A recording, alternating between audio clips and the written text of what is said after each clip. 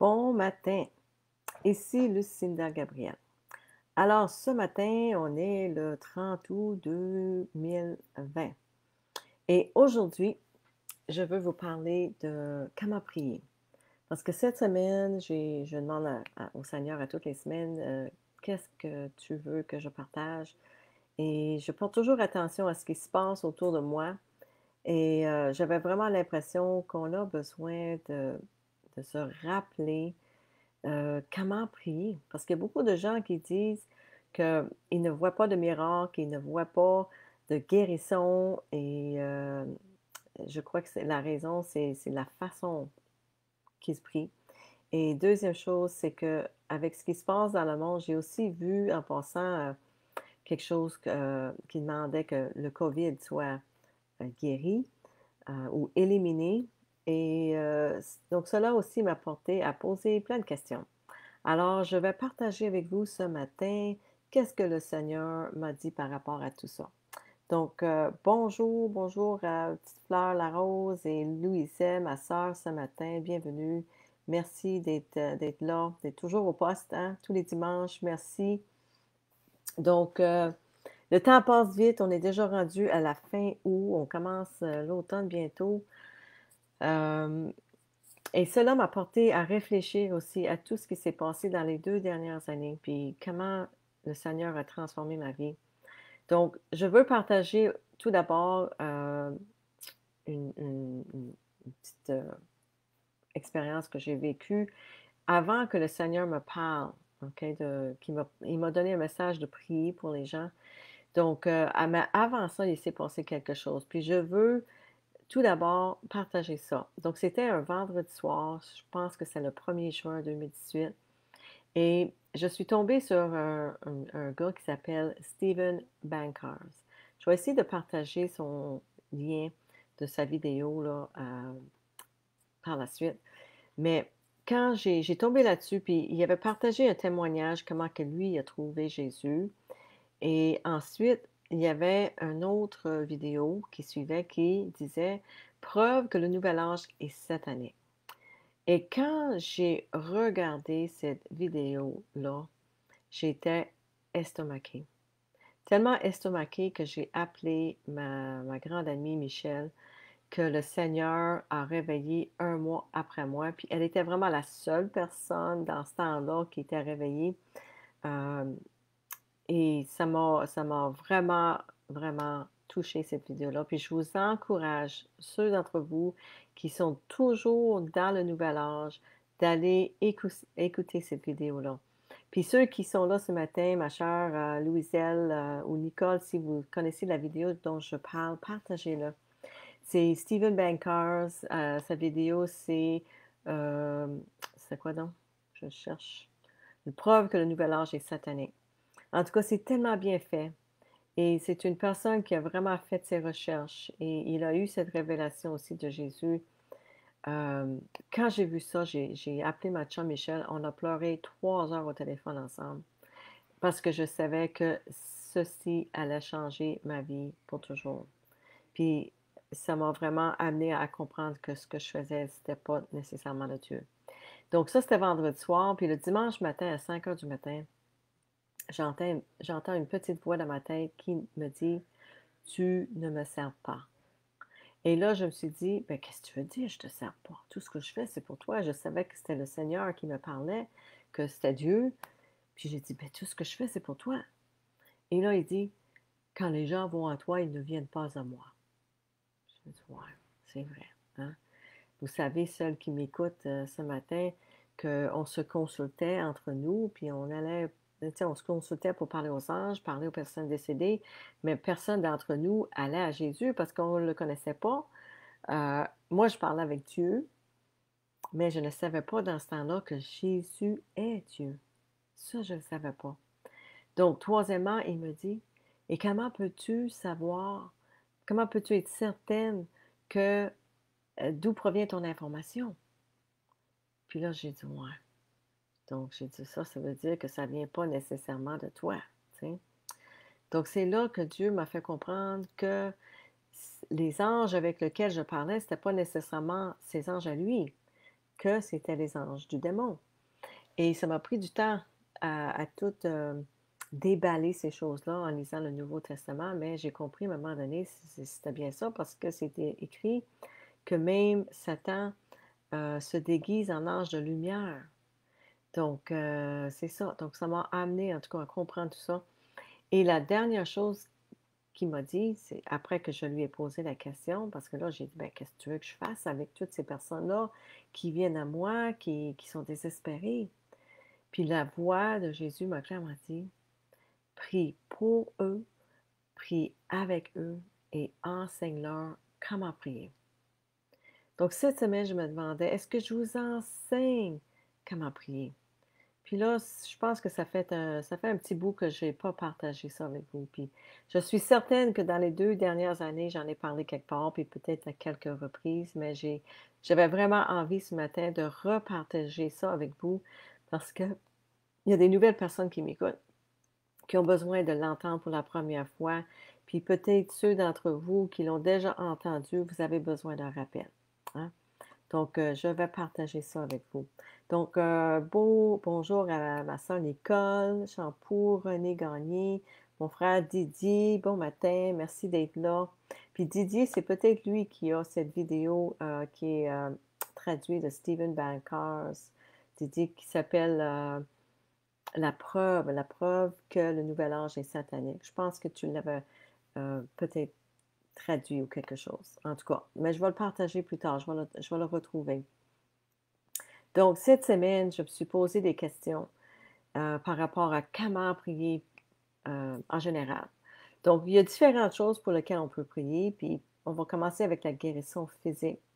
Puis ça me fait penser que, tu sais, dans le temps que j'étais dans le Nouvel Âge, j'enseignais le Reiki, j'ai appris, j'ai payé pour un cours, puis moi aussi, je partageais ces cours-là avec vous, puis j'ai chargé pour ces cours-là, puis je chargeais pour la guérison. Puis j'ai réalisé quand Jésus s'est présenté dans ma vie, puis j'ai lu le Nouveau Testament, que c'est pas correct ça. Jésus nous a donné ça gratuitement. C'est une autre façon que le Reiki, parce que le Reiki, euh, c'est le diable qui est euh, un faux prophète, si on veut, qui est copieur. Il a copié sur Jésus. Puis lui, c'est toujours par rapport à l'argent. Puis vous n'avez pas besoin de ça. Donc, si vous êtes dans le nouvel âge encore, puis vous m'écoutez ce matin, sachez qu'il y a une autre façon de faire. Puis je sais que ça peut être épeurant de laisser aller toutes ces choses-là que je vous ai enseignées. Moi aussi, j'avais peur, parce que je me disais, comment je vais survivre? J'avais tout quitté pour ça, là. J'avais quitté ma job, j'avais tout laissé pour, euh, pour faire des cours de Reiki, puis de partager ce que j'avais compris sur les anges et tout ça pour enseigner, écrire des livres. Donc, c'était mon gagne-pain. Puis là, quand Jésus est arrivé dans ma vie, j'ai compris que c'était pas de lui, c'était satanique même, qu'il fallait que j'arrête. C'était extrêmement, extrêmement épeurant de tout laisser ça pour faire confiance euh, complètement en Jésus, puis dans sa parole. Mais je peux vous dire que j'ai tellement eu la crainte de Dieu que je ne voulais pas suivre le diable, que j'avais vraiment besoin de suivre Dieu, puis fallait que je croie là-dedans, que j'ai tout délaissé. Et j'ai aucun regret par rapport à ça parce que il s'est toujours, toujours, toujours, toujours occupé de moi. Ça fait plus que 2 ans de ça et je n'ai manqué d'absolument rien dans ma vie. Hein, j'ai un toit, j'ai de la nourriture, je suis habillée, j'ai tout ce que j'ai besoin. Puis c'est pas énorme, puis honnêtement, j'en veux pas énorme. Je veux pas une grosse maison, je veux pas un gros char, je veux absolument rien de gros parce que la journée va venir, que Jésus m'a clairement dit, il va falloir que tu choisisses entre moi et ton argent. Puis il dit, ça va être beaucoup plus facile si tu as 2 $ qu'au lieu de 2 millions. Puis depuis ce temps-là, j'ai dit, je veux juste le minimum. Donne-moi mon pain de ce jour. C'est tout ce que j'ai besoin. Donc, en tout cas, une petite parenthèse en passant. Pour revenir à la guérison physique, comment Jésus faisait, bien, on peut aller voir dans la parole comment que Jésus guérissait. Il ordonnait simplement la maladie à quitter. Il dit, sois pur. Aussitôt, il fut purifié de sa lèpre. Sois pur, c'est tout ce qu'il a dit, sois pur. Dans Matthieu 8, 3. Dans Jean 5, 8, il dit, lève-toi. prends ton lit et marche. Et dans Luc 13, 12, il dit, lorsqu'il l'a vu, Jésus lui adressa la parole et dit, femme, tu es délivrée de ton infirmité. C'est simplement ça, tu es délivrée. S'étant penché sur elle, il menaça la fièvre et la fièvre la quitta. Et à l'instant, elle se leva et les servit. En anglais, c'est écrit un petit peu différemment. C'est écrit, au lieu de il menaça la fièvre, en anglais, c'est écrit il commanda la fièvre à la quitter. Donc, c'était une commande, quitte. Donc, Jésus a également dit que tout ce que nous demanderons en son nom, nous le recevrons si nous croyons. Les apôtres ont également ordonné la guérison parce que tout pouvoir est donné à chacun de nous qui sont croyants, qui sont nés de nouveau. Après avoir reçu le Saint-Esprit, Pierre, lui, il a ordonné aux boiteux de marcher. Et c'est écrit, je n'ai ni d'argent, ni or, mais ce que j'ai, je te le donne. Au nom de Jésus-Christ de Nazareth, lève-toi et marche. Donc, remarquez que Pierre n'a pas prié pour cet homme. Il n'a pas non plus demandé à Dieu de le guérir. Il a dit, ce que j'ai, je te le donne. Jésus a dit ceci dans Matthieu 10, 7 et 8. Il dit aussi, allez, prêchez et dites le royaume des cieux est proche. Guérissez les malades, ressuscitez les morts, purifiez les lépreux, chassez les démons. Vous avez reçu gratuitement, donnez gratuitement. Donc, il n'a pas dit prier pour les malades. Il a dit guérissez les malades.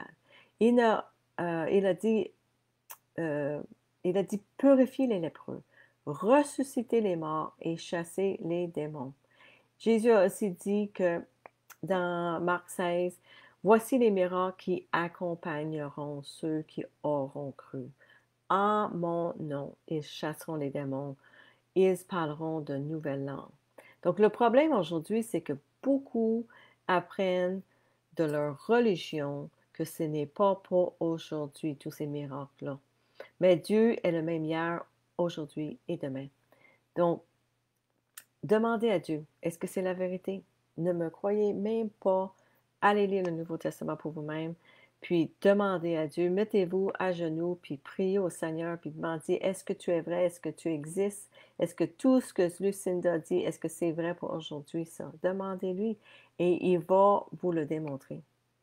Puis en ce qui concerne la maladie mentale ou les mauvais esprits, hein, Jésus les a simplement ordonnés à partir. Puis nous aussi, on peut les ordonner à partir. Je l'ai vu de mes propres yeux, je l'ai expérimenté. Donc, je sais que c'est vrai. On peut dire simplement, esprit impur, quitte maintenant au nom de Jésus-Christ. Donc, c'est tout ce qu'on a besoin de faire. Puis le dire avec une confiance, avec une foi en nous. Et il va quitter, ils n'ont pas le choix de quitter au nom de Jésus-Christ. Donc, dans Jean 14, et tout ce que vous demanderez à mon nom, je le ferai afin que le Père soit glorifié dans le Fils. Tout ce qu'on fait, c'est pour la gloire de Dieu. C'est pas pour nous, c'est pas pour notre gloire. Moi, je fais absolument rien de ce que je fais pour ma gloire à moi. Euh, et je crois que vous savez quand je parle que c'est pas pour moi je le fais. Je le fais pour Jésus-Christ, puis je le fais pour vous amener à lui, pour que vous connaissiez la vérité. Dans Jacques 4, 2 et 3, c'est écrit, vous ne possédez pas parce que vous ne demandez pas. Donc, vous n'avez pas parce que vous ne demandez pas. Puis quand vous demandez, vous ne recevez pas parce que vous demandez mal, dans le but de satisfaire vos passions. Et ça, c'est tellement vrai, les amis. Parce que il ne faut pas qu'on demande pour notre propre... tu sais, en anglais, on dit... il y a des choses qu'on veut, puis des choses qu'on a besoin. Donc, on doit prier pour nos besoins, demander au Seigneur de combler nos besoins. Puis il a dit qu'il va nous combler nos besoins. Hein? Donne-nous notre pain de ce jour, puis il nous donne notre pain de ce jour. Je suis certaine qu'il n'y a personne d'entre vous qui a manqué de quoi que ce soit dans votre vie, parce que le Seigneur a toujours pourvu à vos besoins. Mais il faut faire attention de demander des choses pour notre plaisir. Donc, il n'est pas là il n'est pas le Père Noël. Hein, il est vraiment là pour prendre soin de nous. Donc, il a dit dans Matthieu 7, 11, si donc, méchants comme vous l'êtes, vous savez donner des bonnes choses à vos enfants, à combien plus forte raison votre Père qui est dans les cieux donnera-t-il de bonnes choses à ceux qui les lui demandent? Donc, nous devons demander. Il y a beaucoup de gens qui ne demandent pas non plus, puis ils se pensent, euh, puis ça, je pense qu'aussi ça vient d'un petit peu de la religion, ils se pensent qu'ils ne méritent pas de demander, ils n'osent pas demander, ils vont demander pour d'autres personnes, mais jamais pour eux-mêmes.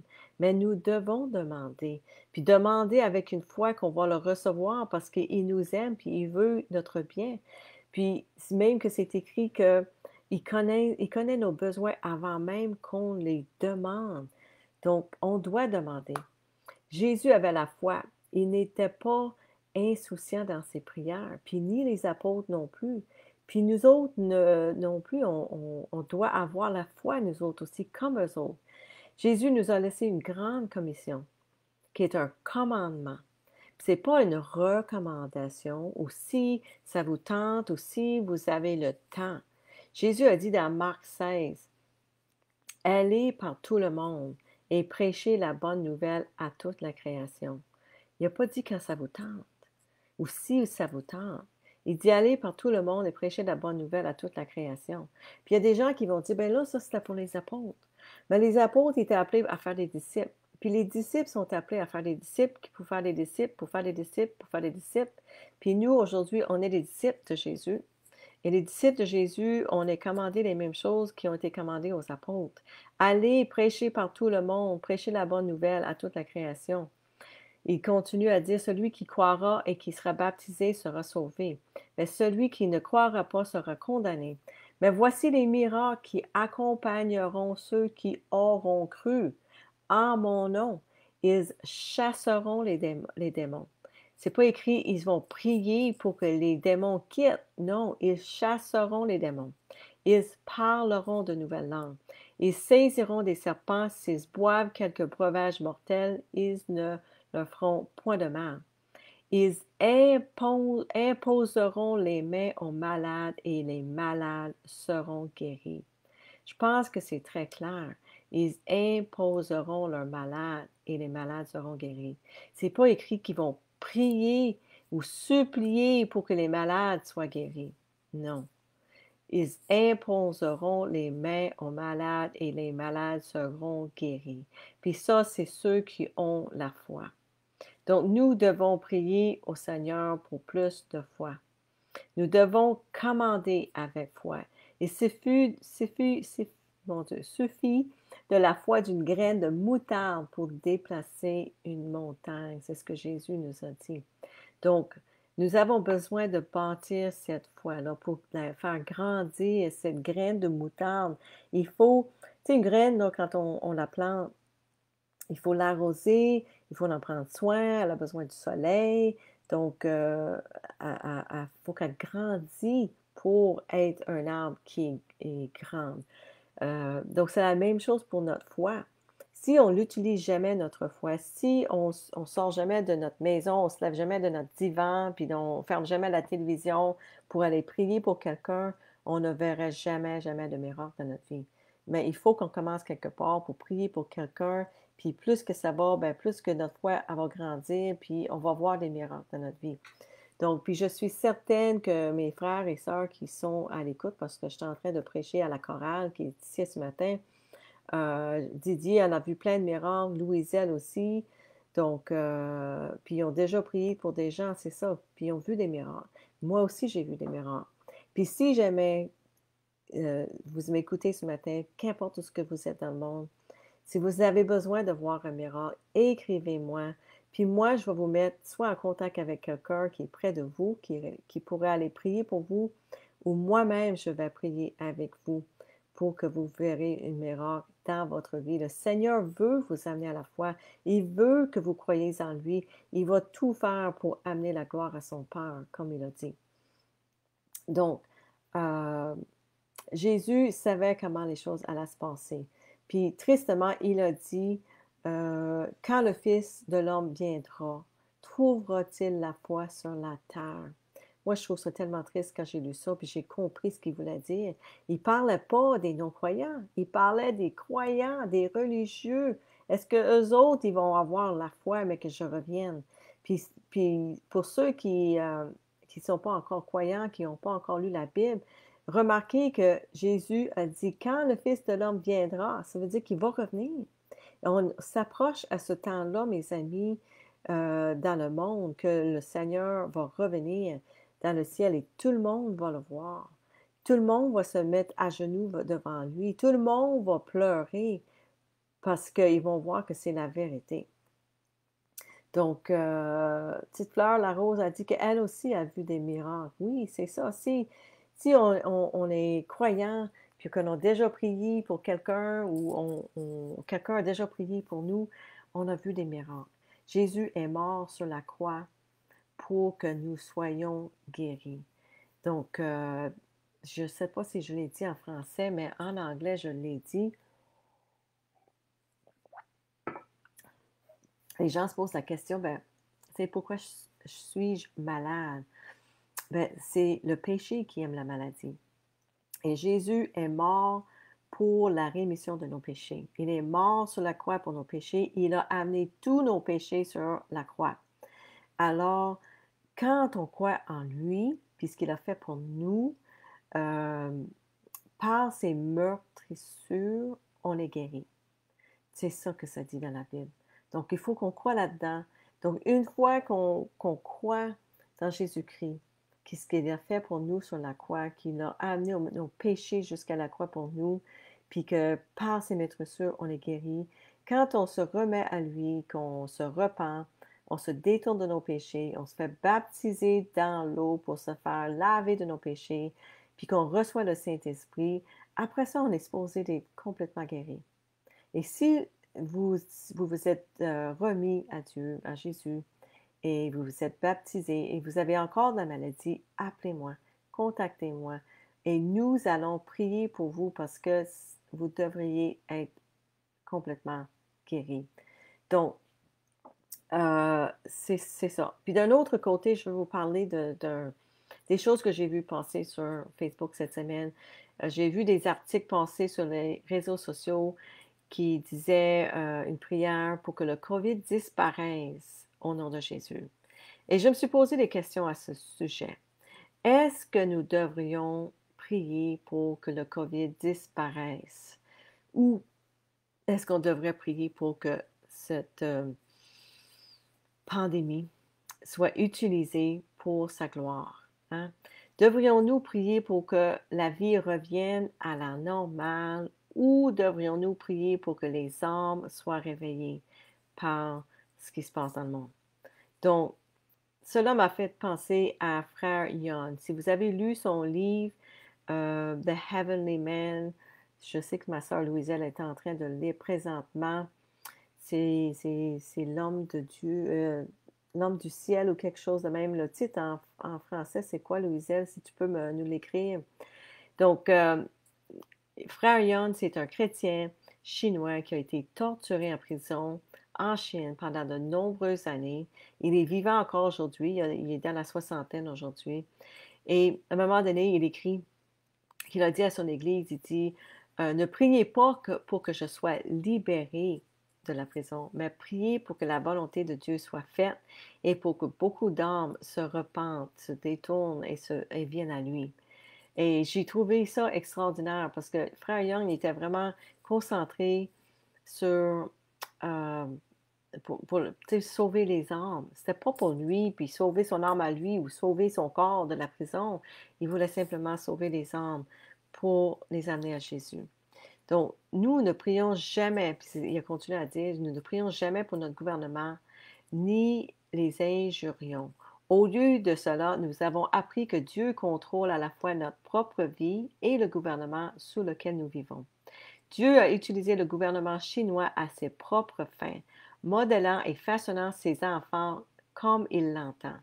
Au lieu de concentrer nos prières contre tout système politique, nous prions pour que, quoi qu'il nous arrive, nous plairons à Dieu.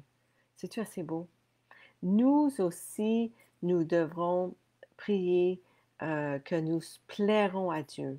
Donc, qu'importe ce qui se passe dans la terre présentement, dans le gouvernement, on voit, moi je trouve que euh, c'est quoi le bon mot?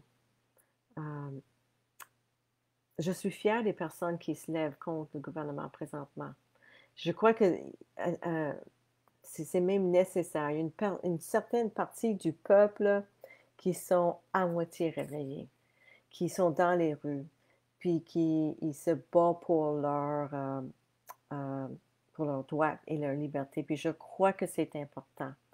Puis nous, les chrétiens, les disciples de Jésus, nous devons prier pour ces gens-là pour qu'ils soient éveillés encore plus pour connaître la vérité de Jésus-Christ.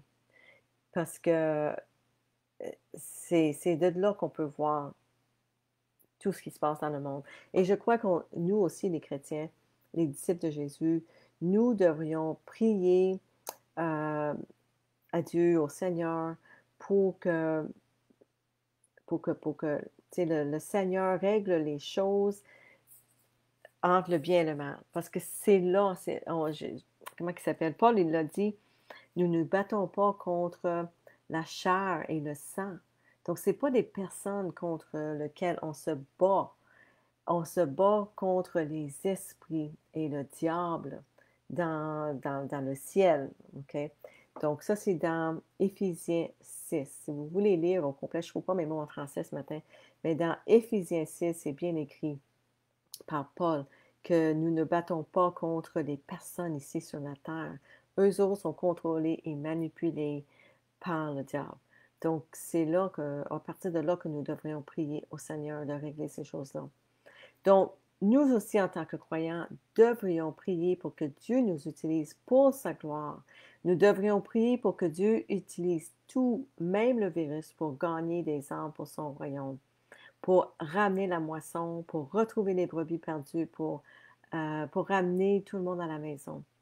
Notre seul objectif devrait être de gagner des âmes pour le Christ, pour Jésus. Rien d'autre ne devrait importer pour nous, les croyants. Puis je ne peux pas le dire assez haut, assez fort, puis assez souvent. Parce que nous savons qu'est-ce qui s'en vient sur la terre. Nous savons que l'heure est proche.